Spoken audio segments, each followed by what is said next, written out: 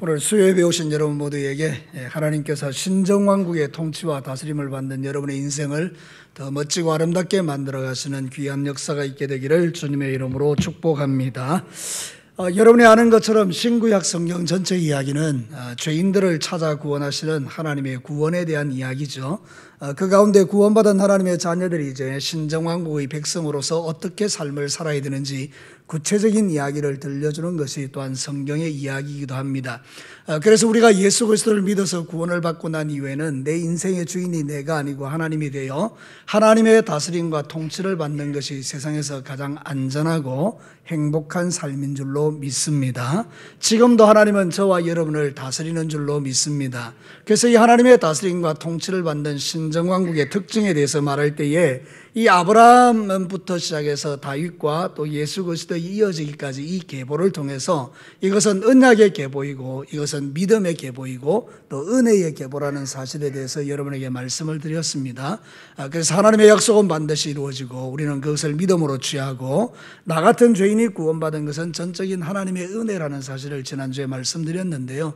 자, 오늘 읽은 이 성경 본문의 내용은 여러분이 보시는 것처럼 이제 예수 그리스도의 족보에 대한 계보에 대한 이야기가 나오는데 요약된 것은 17절입니다. 우리 17절을 다시 한번 볼까요? 그런즉 모든 대수가 아브라함부터 다윗까지 연례되어 다윗부터 바벨론으로 사로잡혀 갈 때까지 연례되어 바벨론으로 사로잡혀 간 후부터 그리스도까지 연례되더라.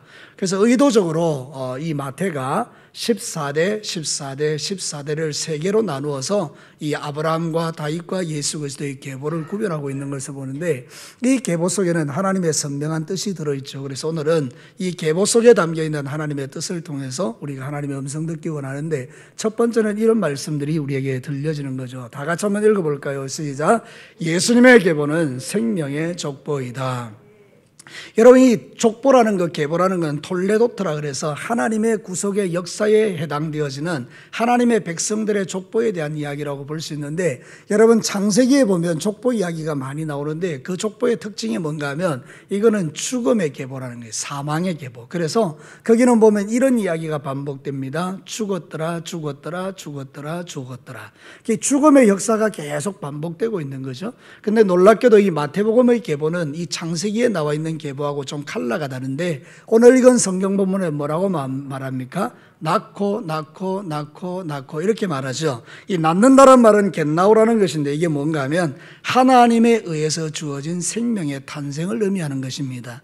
낳고 겟나우라는 것은 하나님께서 이 세상에 생명의 탄생을 일으키는 그 과정을 우리에게 보여주고 있는 것이죠. 그러니까 여러분 구약에 있는 그 계보들은 사망, 인간이 지은 죄로 말미암아 죽고 죽는 사망의 계보를 이야기한다면 이 예수 그리스도의 계보는 예수님을 통하여 구원받아 생명으로 살고 사는 계보라고 우리에게 가르쳐주고 있는 것입니다. 그러면 우리가 이 세상 삶을 살아갈 때 예수 그리스도를 믿는다는 것은 우리가 어떤 계보에 속했는가를 우리에게 가르치는데 저와 여러분은 죽음의 계보에 속한 자가 아니고 생명의 계보에 속한 자라고 우리에게 가르치고 있는 것입니다. 사랑하는 성도 여러분, 누구든지 주 예수 그리스도를 믿으면 사망 권세를 이기고 영원한 생명을 얻은 자로서 생명의 계보에 속하여 하나님의 삶을 살아가는 하나님 나라의 삶을 살아가는 인생이 되는 줄로 믿습니다. 우리는 사망을 유업으로 받는 자가 아니라 생명을 유업으로 받는 자라고 성경은 말하거든요. 성경이 그렇게 말합니다. 한번 볼까요? 갈라디아서 4장 6절과 7절 우리 다 같이 한번 읽어봅시다. 시작. 너희가 아들임으로 하나님이 그 아들의 영을 우리 마음 가운데 보내사 아빠 아버지라 부르게 하셨느니라. 그러므로 네가 이후로부터는 종이 아니요 아들이니 아들이면 하나님으로 말미암아 유업을 받을 자니라. 아멘. 오늘 우리 이 집사님이 기도하실 때에 아빠 아버지라고 표현했죠. 그 정확한 표현입니다.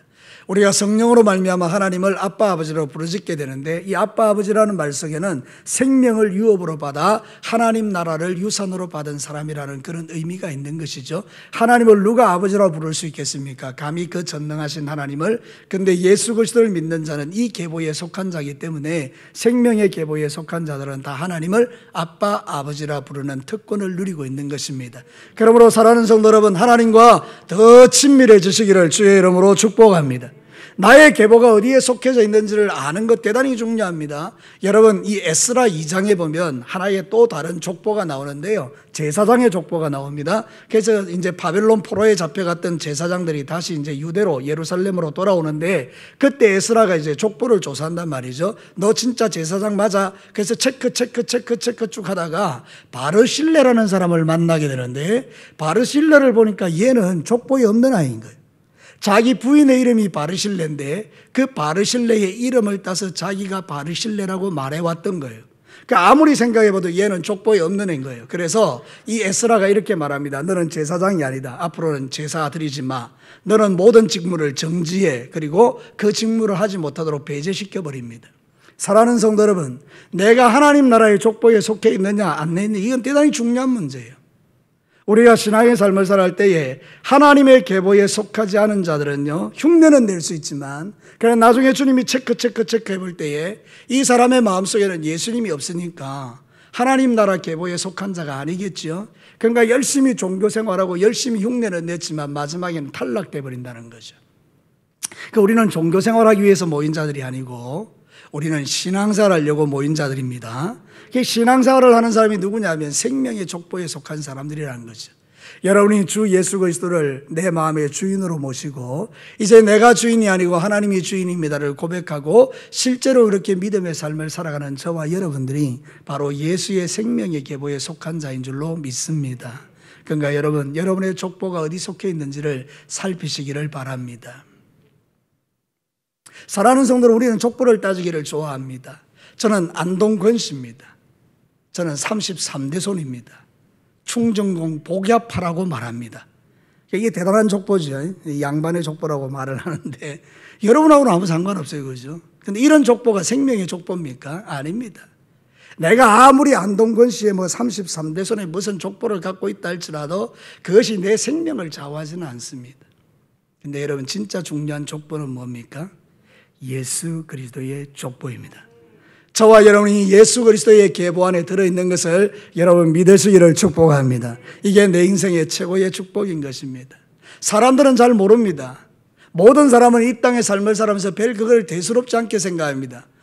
예수의 계보에 들어가는 거 그건 대단해. 차라리 안동건 씨 33대 손이 훨씬 낫지. 이러면서 자기의 족보를 자랑하는 사람들이 세상에 많이 있습니다. 근데 그 족보로는 할 수 없는 게 하나 있습니다. 그게 뭔가 하면 천국에 못 들어갑니다. 주께서 너를 위해 족보를 체크하십니다. 네 이름이 뭐냐? 예, 권동진입니다. 너의 족보를 한번 따져보자. 쭉 살펴봤는데 예수 그리스도의 족보 안에 없는 겁니다. 내가 타이틀이 목사라 할지라도 나는 끝장나는 것입니다. 예수의 족보에 없는 타이틀 아무것도 아닙니다.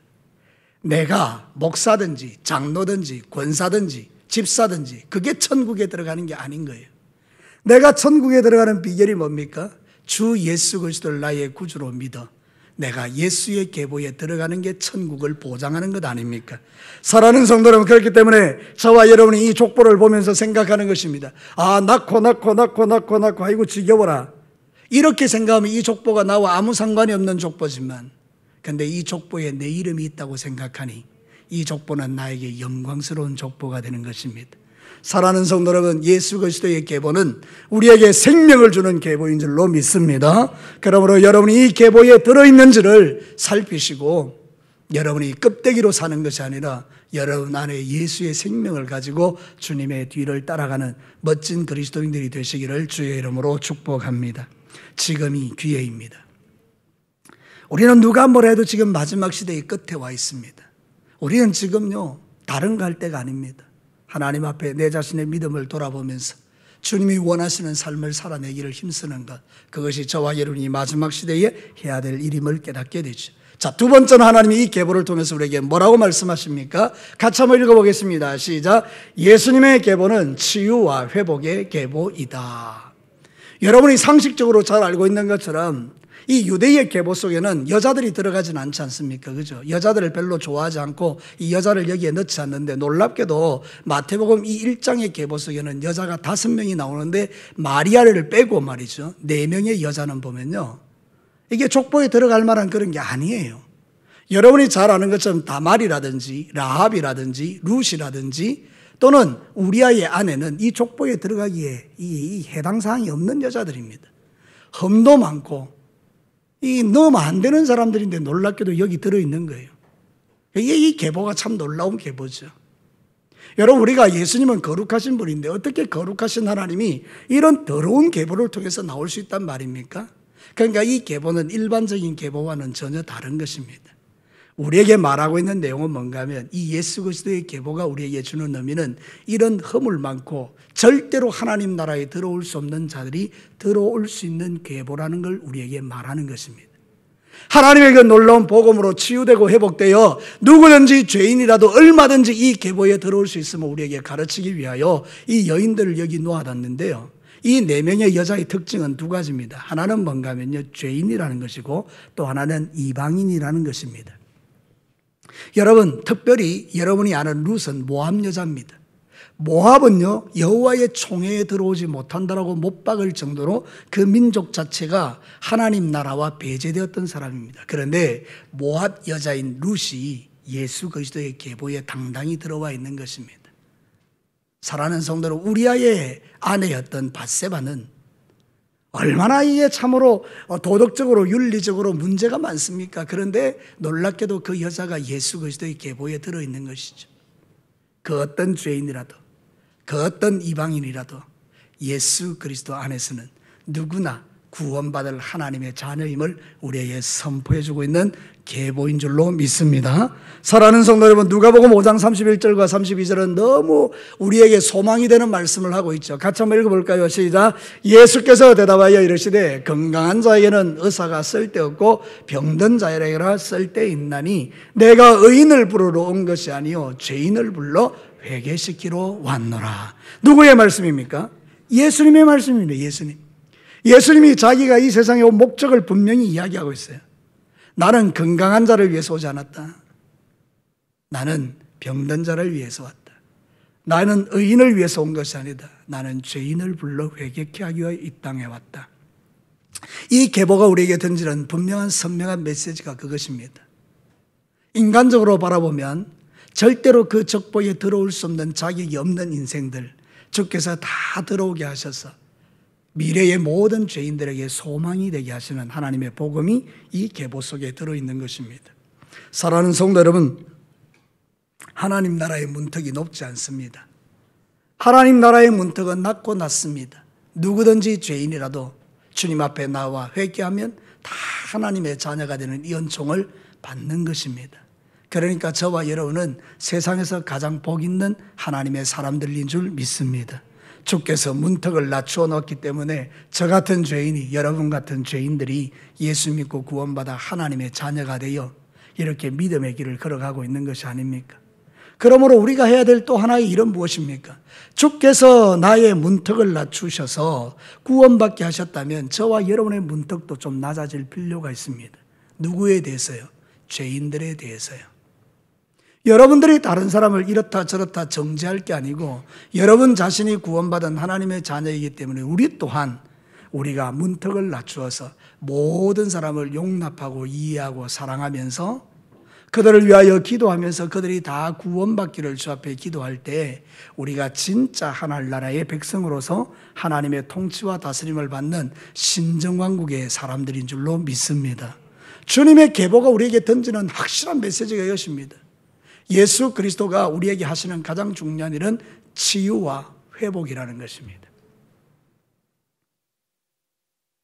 인생을 살다 보면 이렇게 저렇게 우리가 죄를 짓고 어려운 일들을 당하고 힘든 일을 만나지만 그러나 예수 안에 치유와 회복이 있으므로 우리아의 아내도 주님의 영광스러운 족보에 들어가고 라합과 같은 몸 파는 여자도 그 계보에 들어가고 룻과 같은 모함 여자도 그 계보에 들어가고 다발과 같이 욕심 많은 여자도 그 계보에 들어가고 다 들어가는 것입니다.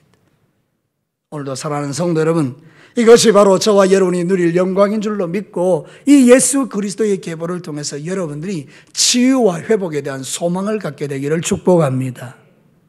예수님, 나를 치료해 주세요. 예수님, 우리의 자녀들을 회복시켜 주세요.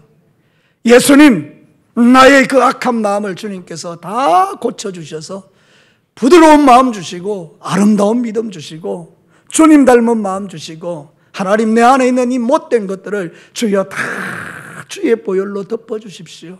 이게 날마다 우리가 드리는 기도의 제목인 것이죠. 사랑하는 성도 여러분, 우리가 주 앞에 드릴 수 있는 기도의 제목이 뭡니까? 바리새인들처럼 손들고 나는 저 더러운 죄인과 같지 않습니다라고 기도하는, 나는 깨끗하고 나는 하나도 죄짓지 않았습니다 이러는 거가 아니라, 하나님 정말 내 안에는 너무나 쏘가지가 못돼서 정말 이 더러운 쏘가지를 가지고 내가 매일 살아갑니다. 근데 주님 이 마음도 주님 덮어주시고 치료하여 주시고 주님 용서해 주시고 새롭게 해주시고, 그래서 하나님의 은혜 가운데 살게 해주십시오. 낮아지고 낮아지는 그 세리의 기도를 들으시고 주께서 저 기도가 하나님이 받으시는 기도다. 사랑하는 성도 여러분, 저와 여러분 오늘도 이 자리에 나와 있는 것은 하나님의 이 복음을 듣고 치유되고 회복되기를 원하시는 아버지의 마음이 있는 줄로 믿습니다. 주님 앞에 나올 때 모든 정죄를 다 내려놓고 하나님 나를 주님의 보혈로 덮어달라고 기도할 수 있는 근거가 성경에 있습니다. 여러분 요한일서 1장 9절을 우리 다 같이 한번 읽어볼까요? 믿음을 가지고 시작. 만일 우리가 우리 죄를 자백하면 그는 미쁘시고 의로우사 우리 죄를 사하시며 우리를 모든 불의에서 깨끗하게 하실 것이다. 할렐루야. 우리의 모든 불의와 우리의 모든 죄를 주님이 어떻게 하신다고요? 깨끗하게 해주신다는 거예요. 어떤 사람에게? 내가 죄인임을 아는 사람에게, 자백하는 사람에게. 오늘 이 땅에는 교만한 사람이 얼마나 많습니까? 저도 교만하고 여러분도 교만하고, 근데 이 교만을 다 내려놓고 하나님 앞에, 하나님 내가 죄인입니다, 그리고 주님 앞에 마음을 낮추니 주께서 모든 불의에서 우리를 깨끗하게 해주시는 이 은혜를 누리며 살게 하신 거예요. 사랑하는 성도로 오늘도 하나님 앞에서 겸손해지시고 주님이 해주시는 이 놀라운 은총을 누리는 저와 여러분이 되시기를 축복합니다. 이 계보를 보면서 생각하는 건, 아이고 이 더러운 여인 어쩌다가 이런 여자를 갖다 이게 계보에 실어놓고, 아이고 하나님도 너무하시지, 이렇게 더러운 여자가 어떻게 예수님의 족보에 올라갈 수 있단 말입니까? 이거는 복음을 1도 모르는 사람이고, 우리의 영적인 눈이 열리면 이 성경을 읽을 때 하나님 우리 아이 아내도 여기 받아주시고 라합도 받아주시고 룻도 받아주신 주님, 그 크신 사랑 앞에 감격하오니 나 같은 죄인도 받아주신 하나님 사랑합니다. 그러면서 주님 앞에 나아가는 것 아닙니까? 사랑하는 성도 여러분, 오늘도 이 믿음으로 저와 여러분이 승리하시기를 주의 이름으로 축복합니다. 예수님의 계보에 들어가면 주님으로부터 오는 이 놀라운 치유와 회복을 누리게 되는 것이죠. 오늘 이 땅에는 얼마나 소망이 없습니까? 어디에 우리의 소망이 있습니까? 온 세상 모든 걸 다 쳐다봐도 소망이 없는 세상인데, 한 가지 주님의 계보, 성경 말씀에 들어있는 그 주님의 계보에 보면 우리 안에 소망이 불같이 일어나는 겁니다. 하나님 나도 참 소망 있는 인생이네요. 오늘 여기 나오는 여자들은 다 망가진 인생입니다. 한 사람 한 사람 따져보면요, 남편 일찍 죽고 가부되고 자식도 없고, 얼마나 살기가 힘들면 기생으로 살았겠습니까? 여러분, 이런 모든 망가진 인생, 자기의 육신의 정욕 때문에 다윗과 함께 하룻밤을 동침하고 남편은 전쟁터에 나가서 죽고, 이 망가진 인생들이요, 이 망가진 인생들이요 하나님의 은혜를 입어 회복되고 치유되어 영광스러운 주님의 계보에 올라 있는 것처럼, 오늘도 저와 여러분이 주 예수 그리스도를 믿으면, 그분과 더 가까이 가면 그분의 은혜로 치유되고 회복되어 우리도 새롭게 되어 아름다운 믿음으로 살아가게 될 줄로 믿습니다. 지난 3일 동안 여러분 세상 살면서 어떻게 사셨나요? 말씀대로 산다고 애쓰고 힘썼지만 또 때로는 여러분 안에 있는 그 나쁜 것들, 여러분 안에 있는 불뚝성질들, 여러분 안에 있는 그 좋지 못한 것들이 또 올라와서 여러분을 넘어지고 자빠지게 했을 수도 있지 않겠습니까?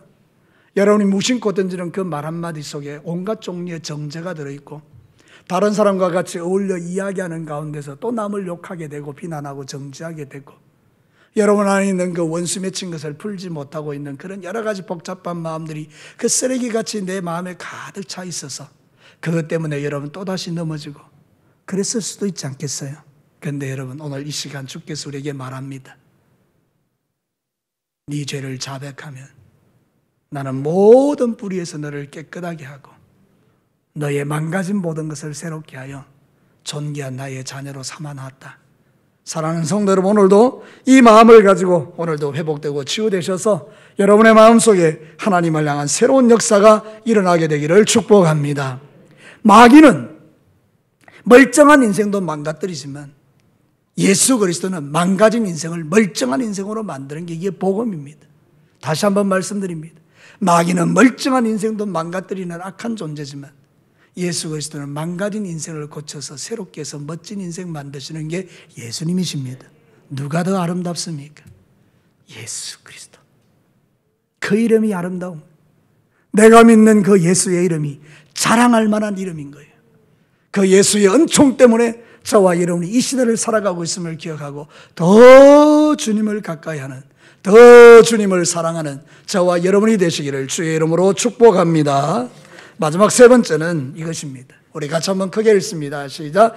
예수님의 계보는 하나님의 구속사의 계보이다. 원래 예수님의 계보는요, 제대로 헤아리면 56대입니다. 56대. 그 예수님이 이제 아브라함으로부터 56대에 이르는 사람인데요. 여러분, 오늘 이 성경에는 딱 14대, 14대, 14대, 3개를 나누어서 42대를 맞춥니다.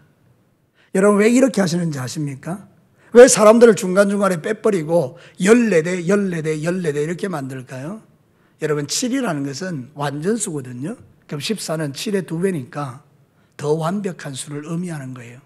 그 완벽한 수가 3번이나 반복되었으니까 오늘 이 마태복음에 나와 있는 이 예수님의 계보는 구원에 있어서 완벽함을 말해주는 거예요. 하나님의 구원 계획이 완벽하다는 걸 우리에게 가르쳐주기 위해서 그렇습니다. 인간은 실수하고 인간은 넘어지고 인간은 자빠지고 오늘 이 예수님의 계보 안에 들어있는 사람들 중에는 구원받을 자격이 있는 사람이 단 한 명도 없지만 하나님은 이런 사람을 불러서 당신이 예수 그리스도를 보내고 싶어하는 그 구속의 계획을 완벽하게 이루셨음을 14대, 14대, 14대, 42대를 통해서 우리에게 보여주는 거예요. 7 곱하기 2, 14 곱하기 3, 42.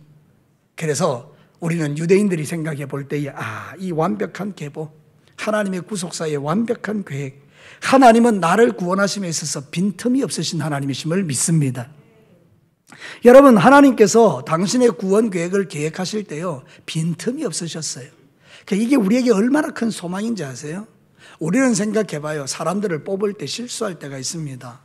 여러분이 만약 사장님입니다. 10명을 뽑아야 되는데 만나서 이렇게 면접을 쭉 해보니까 얘도 탁월하고 얘도 탁월하고 얘도 탁월하고 다 탁월한 거예요. 그래서 뽑았어요. 10명을. 그러니까 완벽한 집단이 됩니까? 그렇지 않습니다. 보지 못했던 단점들이 구석구석에 있는 거예요. 그래서 이 사람들이 모여서 찌그러거리면서 그렇게 살아가는 거 아닙니까? 그죠? 이 인간은 완벽하지 않기 때문에 여러분, 우리는 절대로 완벽한 존재가 아니지 않습니까? 누가 여러분들 가운데 완벽한 사람이 있습니까? 한번 손들어 보십시오. 나는 태어나서 지금까지 단 한 번도 실수한 적 없다. 나는 지금까지 태어나서 단 한 번도 실패한 적 없다. 나는 지금까지 단 한 번도 나는 하나님 앞에 죄 지은 적이 없다. 손들어 보십시오. 3초간 시간을 드리겠습니다. 1초, 2초, 3초. 여기 손들면 진짜 이상한 사람입니다. 예. 이 말도 안 되는 이야기예요. 우리 모두는 다 똑같아요. 그죠? 초록이 동색이라고. 우리가 하나님 편에서 볼 때는 전부 다 시커먼 죄인들 아닙니까? 우리는 완벽하지 않다는 거예요. 그런데 놀랍게도 온 세상 우주 가운데 완벽한 분이 계십니다. 그분은 실수가 없는 분입니다. 특별히 어디예요? 구원하시는 일에 실수가 없는 분입니다. 이게 얼마나 우리에게 소망되는지 아십니까? 하나님이 나를 불러서 너 구원할 거야 하고 부르셨으면 하나님은 절대로 나의 구원을 실패하지 않는다는 이야기입니다. 여러분이 죄 지으면 어떤 생각이 드는 겁니까? 많은 그리스도인들이 죄 짓고 나면 나 이러다 지옥 가는 거 아니야? 그런 두려움이 우리에게 옵니다. 왜냐하면 원수가 정죄하기 때문입니다. 원수는 우리의 실수를 절대 놓치지 않습니다. 바로 정죄합니다. 그런데 여러분, 우리가 그런 정죄에 빠지지 않는 이유가 뭔지 아십니까? 하나님이 완벽한 구원의 계획을 가지신 분이기 때문입니다. 나를 부르셔서 하나님의 자녀로 삼으셨으면 끝까지 책임지십니다. 사랑하는 성도 여러분, 로마서 11장 29절과 30절 한번 읽어보겠습니다. 시작. 하나님의 은사와 부르심에는 후회하심이 없느니라. 너희가 전에는 하나님께 순종하지 아니하더니 이스라엘이 순종하지 않으므로 이제 긍휼을 입었는지라. 뒷부분에 하나님의 긍휼을 입었는데 왜 그렇습니까? 앞에 부분이 더 중요한 겁니다. 하나님의 은사와 부르심에는 뭐가 없다고요? 후회가 없다는 거예요. 여러분은 자식을 놓고 나서 후회해 보신 적 있죠? 저걸 내가 왜 낳았을까? 후회하셨어요? 그럴 때 있죠. 왜 없어요? 우리를 실망시킬 때. 아이고, 저걸 내가 왜 낳았을까? 그런 생각이 들 때가 있단 말이지. 내가 아버지가 돼 보니까 알겠어요. 예, 내가 옛날에 자식일 때는 우리 어머니가 나한테 그래 이야기하면 되게 서운했는데 입장 바꿔놓고 내가 아버지가 돼 보니까 아, 그렇게 이야기할 만하겠다 그런 생각이 들어요. 우리는 후회가 있어요. 그런데 오늘 성경은 뭐라고 말하면 하나님이 나를 부른 것을 후회합니까? 후회하지 않습니까? 여러분, 이게 위로가 되십니까? 하나님은 여러분을 구원시켜 놓고 후회하지 않습니다. 복덕아, 내가 너 구원한 거 나 후회해. 나 너 구원 안 할 걸. 주님이 이렇게 말하면 우리가 소망이 있겠습니까? 주님은 이렇게 말하시는 거예요. 복덕아, 나 너 부른 거 절대 후회해 본 적이 없어. 너는 존귀한 나의 딸이야. 이게 우리가 세상을 살아가는 힘입니다. 여기 계신 모든 분들이 다 그런 하나님의 은혜를 누리고 있는 줄로 믿습니다. 사랑하는 성도는 감사의 제복이죠. 하나님은 우리의 행위를 판단하는 게 아니에요. 하나님은 우리를 족보를 가지고 판단하는 거예요. 네가 이 계보에 있느냐? 그럼 나 너 후회하지 않아. 사랑하는 성도는 우리를 후회하지 않고 불러주신 그 하나님을 우리는 찬송할 수밖에 없죠. 오늘 본문이 가르치는 게 그거예요. 하나님의 구원에는 후회가 없다. 14대 14대 14대 7의 완전수 곱하기 2번 더 완전해요. 그걸 3번이나 반복해요. 그러니까 우리가 걱정할 일이 전혀 없다는 거예요. 뭐를요? 내가 하나님께 버림받을 걱정이 없고요. 내가 지옥 갈 걱정이 없고요. 내가 하나님의 자녀에게서 멀어질 걱정이 없고요. 하나님께서 나를 심판하시고 지옥 보낼 걱정이 없다는 거예요. 여러분, 이 사실을 믿으십니까? 정말로 믿으십니까? 요한복음 1장 12절과 13절을 한번 봅시다. 시작. 영접하는 자, 곧 그 이름을 믿는 자들에게는 하나님의 자녀가 되는 권세를 주셨으니 이는 혈통으로나 육정으로나 사람의 뜻으로 나지 아니하고 오직 하나님께로부터 난 자들이니라. 영접하는 자, 곧 그 이름을 믿어 하나님의 자녀가 되는 권세를 가진 자가 누굽니까? 하나님의 뜻대로 난 자들이라는 거예요. 혈통으로나 인간의 생각으로 된 것이 아니고 오직 하나님의 뜻으로 우리를 부르셨다는 거죠. 하나님이 저와 여러분을 구원하기로 뜻하셨고 작정하셨고 마침내 여러분을 부르셔서 하나님의 자녀로 삼아 지금까지 믿음 생활할 수 있도록 붙들어 주셨기 때문에 내가 오늘도 하나님을 아빠 아버지라 부르짖으며 사는 것입니다. 오늘 이 말씀이 우리에게 그런 도전을 주는 것입니다. 예수 그리스도의 계보가 우리에게 주는 은혜가 무엇입니까? 첫 번째는 이것입니다. 예수 그리스도의 계보는 생명의 계보입니다. 죽었더라 죽었더라 죽었더라 가리고 낳고 낳고 낳고 이 말을 뒤집어 말하면 살았고 살았고 살았고. 저와 여러분은 예수님 때문에 생명의 계보에 속한 줄로 믿습니다. 두 번째는 주님이 부르셔서 이런 더러운 죄인들을 치유하고 회복시켜 주셔서 하나님의 자녀로 온전하게 만들어 주신 것 아닙니까?